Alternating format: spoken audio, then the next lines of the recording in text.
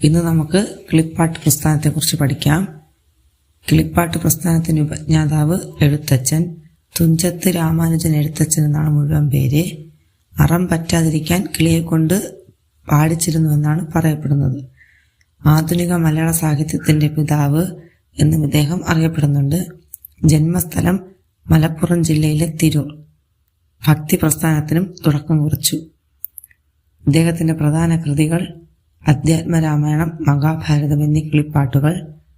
മറ്റ് കൃതികളെന്ന് കരുതപ്പെടുന്നവ ഹരിനാമ കീർത്തനം, ചിന്താരത്നം, ഉത്തരരാമായണം, ദേവി മാഹാത്മ്യം, കൈവല്യ നവനീതം, ഗണാഷ്ടകം, 24 വൃത്തം, ബ്രഹ്മാണ്ഡപുരാണം.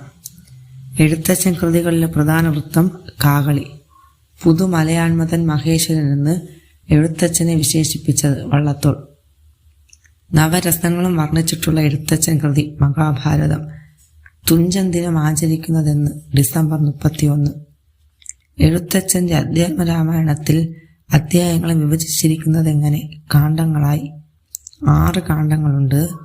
ബാലകാന്ഡം, അയോധ്യകാന്ഡം, ആരണ്യകാന്ഡം, കിഷ്കിന്ധാകാന്ഡം, സുന്ദരകാന്ഡം, യുദ്ധകാന്ഡം. വാരിധി തന്നിൽ തിരമാലകളെന്ന പോലെ ഭാരതി പദാവലി തോന്നേണം കാലേ കാലേ എന്ന സരസ്വതീ വന്ദനം ഏത് കൃതിയിലേതാണ്? അധ്യാത്മരാമായണം കിളിപ്പാട്ടിലേത്? മഹാഭാരതം കിളിപ്പാട്ടിൽ അധ്യായങ്ങളെ വിഭജിച്ചിരിക്കുന്നതെങ്ങനെ? പർവ്വങ്ങളായി. 18 പർവ്വങ്ങളുണ്ട്.